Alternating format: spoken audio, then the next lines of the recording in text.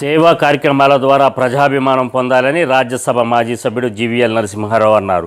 జనసంఘ్ నేత శ్యాంప్రసాద్ ముఖర్జీ జయంతి, జీవీఎల్ జన్మదిన వేడుకలు గాజువాక పార్టీ కార్యాలయంలో నియోజకవర్గ కన్వీనర్ కన్నంరెడ్డి నరసింహరావు ఆధ్వర్యంలో జరిగాయి. ముందుగా ముఖర్జీ చిత్రపటానికి జీవీఎల్ నివాళులు అర్పించారు. అనంతరం పేదలకు వస్త్రాలను పంపిణీ చేశారు. పాత కర్ణవానిపాలెంలో తల్లి పేరిట మొక్క నాటే కార్యక్రమంలో ఆయన పాల్గొన్నారు. సమాజ సేవకు ప్రతి ఒక్కరూ పునరంకితం కావాలని పిలుపునిచ్చారు. ఈ కార్యక్రమంలో పార్టీ నేతలు గూటూరు శంకర్రావు, సోంబాబు, బాటా శ్రీనివాసరావు, నాగేశ్వరరావు, ఎల్లాజీ, కట్టా పద్మ తదితరులు పాల్గొన్నారు. జీవీఎల్ గారి దగ్గరికి వెళ్తే మన సమస్య పరిష్కారం అవుతుందనే టాప్ తీసినటువంటి ఏకైక నేత విశాఖపట్నం జిల్లాలో గౌరవ MP Shri GVL Narasimharao sir.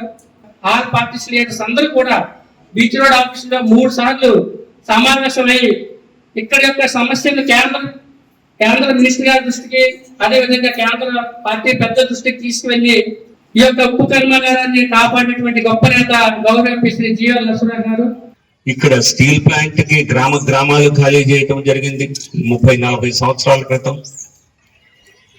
Port కోసం, గంగవరం పోర్టు కోసం భూములు ఇవ్వటం జరిగింది. గ్రామాల్ని తీసేయటం జరిగింది.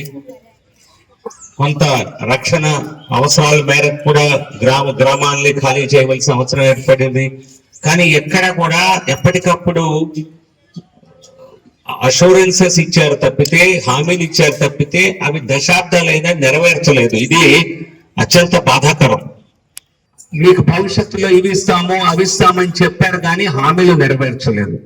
ఈ సమావేశం పెట్టింది దానికోసం కాదు, కానీ సేవాభావంతోనే మనం అందరం పనిచేస్తున్నాం కనుక దశాబ్దాల నుంచి పెండింగ్ లో ఉన్న సమస్యల్ని ఈ 5 సంవత్సరాల్లో ఖచ్చితంగా తీర్చాలి అని చెప్పి నేను రాష్ట్ర కేంద్ర ప్రభుత్వాలను కోరుతున్నాను. తప్పనిసరిగా ఎక్కడ మాట్లాడాలో, ఎవరెవరితో మాట్లాడాలో నా వంతు కృషి నేను తప్పనిసరిగా చేస్తాను.